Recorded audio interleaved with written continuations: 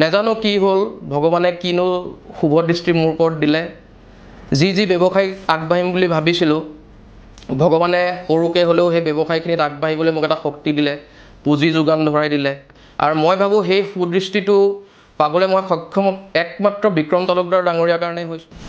নমস্কাৰ, মোৰ নাম শ্ৰী হৃদয়জ্যোতি দত্ত, মোৰ ঘৰ নগাঁও। যিহেতু কি মই এজন মানুহ, এজন ডেকা ল'ৰা, সমস্যা চবৰে জীৱনতেই থাকে, তেনেকৈ বহু কিছু সমস্যাৰ সমাধান বিচাৰি মই বিক্ৰম তালুকদাৰ ডাঙৰীয়াৰ ওচৰত আহিছিলোঁ 2020 বৰ্ষত। তেতিয়া মোৰ জীৱনটো বহুতখিনি অন্ধকাৰ হৈ আছিলে। মই কিবা কাম কৰিব লওঁ, কামবিলাক শুদ্ধ পথত নাবাঢ়ে বা শুদ্ধ পথত আগবাঢ়িলেও লাষ্টত গৈ পেলাই কামখিনি নহয়গৈ। মই কামত সোমাইছিলোঁ, কামত মই সততাৰে কাম কৰিলেও কিছুমান মানুহৰ কাৰণে সততাৰে কাম কৰিলেও ভুলটো মোৰ গাতে আহি পেলাই যেন লাষ্টত মই দোষী সাব্যস্ত হোৱা নিচিনা মোৰ কিছু সেই সময়ত অনুভৱবিলাক আছিলে। 2018 চনত মই যোৰহাটত কাম কৰিছিলোঁ। সেই কামটোত মই নিজৰ বহুত কিছু শাৰীৰিক আৰু মানসিকভাৱে মই পৰিশ্ৰম কৰিছিলোঁ সেই কামটোত।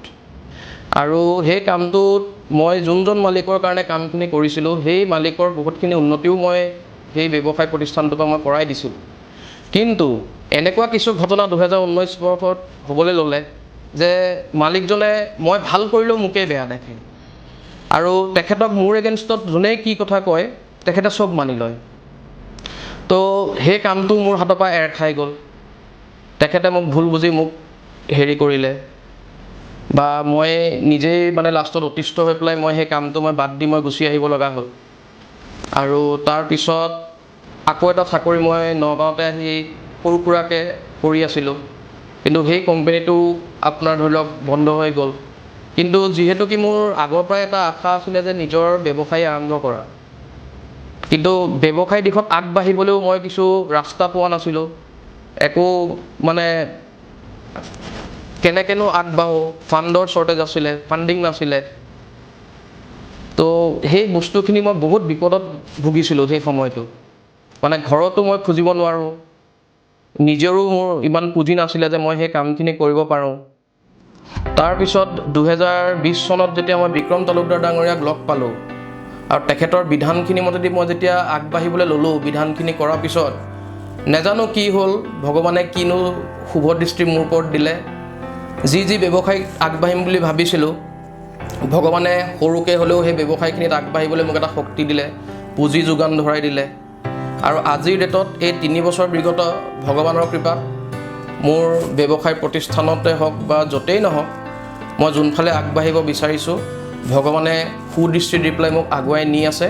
আৰু মই ভাবোঁ সেই সুদৃষ্টিটো পাবলৈ মই সক্ষম একমাত্ৰ বিক্ৰম তালুকদাৰ ডাঙৰীয়াৰ কাৰণেই হৈছোঁ, কাৰণ তেখেতে মোক যিখিনি বিধান দিছিলে সেই বিধানখিনি মই আখৰে আখৰে পালন কৰিছিলোঁ। আৰু সেই বিধানখিনি পালন কৰাৰ পিছৰ পৰাই মই নিজৰ জীৱনত কিছু চেঞ্জ দেখা পাইছিলোঁ। যিহেতু ময়ো এজন মানুহৰ ভিডিঅ' চাই পেলাই বিক্ৰম তালুকদাৰ ডাঙৰীয়াৰ ওচৰলৈ আহিছিলোঁ নিজৰ সমস্যাবোৰ লৈ পেলাই। তো ময়ো সেই মানুহজন যিহেতু কি নিজেই উপকৃত হৈছিলে, সেই মানুহজনৰ নাম মই নাজানো কি আছিলে, কিন্তু মই ফেচবুকত এটা ভিডিঅ' পাইছিলোঁ মানুহজনৰ। তেখেতে নিজৰ সুবিধা অসুবিধাখিনি তাতে কৈ আছিলে যে মোৰ এইখিনি অসুবিধা হোৱাৰ পিছত মই গৈছিলোঁ আৰু মই উপকৃত হৈছিলোঁ। তেতিয়া মোৰো মন গৈছিল যে ময়ো বিক্ৰম তালুকদাৰ ডাঙৰীয়াক লগ ধৰোঁ, নিজৰ সমস্যা সুবিধা অসুবিধাবোৰ কওঁ। আৰু তাৰপিছত যিহেতু কি মই নিজৰ জীৱনত এই বিগত 2-3 বছৰত বহুতখিনি ভাল প্ৰমাণ মই জীৱনত পালোঁ। বহুত বাধা বিঘ্নি যদিও আহিছে, কিন্তু সেই বাধা বিঘ্নিবোৰ নেওচি যোৱা ক্ষমতাটো মই তেখেতৰ পৰা পালোঁ। তেখেতে যিখিনি বিধান মোক আগবঢ়ালে সেই বিধানখিনি কৰাৰ পিছত মই নিজৰ মনত এটা শক্তি পালোঁ যে মোৰ আগত যিকোনো পৰিস্থিতিয়ে নাহক কিয়, ভাল হওক বেয়া হওক, ভাল হ'লেতো ভালেই, বেয়া হ'লেও যাতে মই নেওচি যাব পাৰোঁ সেই সাহসটো মই মোৰ মনত পালোঁ।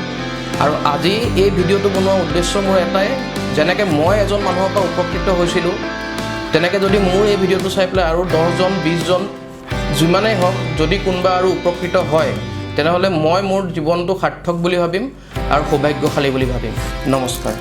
আপুনি যদি জীৱনত কিছুমান সমস্যাৰে যুঁজি আছে আৰু সেই সমস্যাৰ সঠিক সমাধান বিচাৰি পোৱা নাই, তেনেহ'লে ইয়াৰ সঠিক সমাধানৰ বাবে আজিয়ে যোগাযোগ কৰক বিক্ৰমাদিত্য এষ্ট্ৰ এণ্ড স্পিৰিচুৱেল চেণ্টাৰত। যোগাযোগৰ নম্বৰ 8822233200।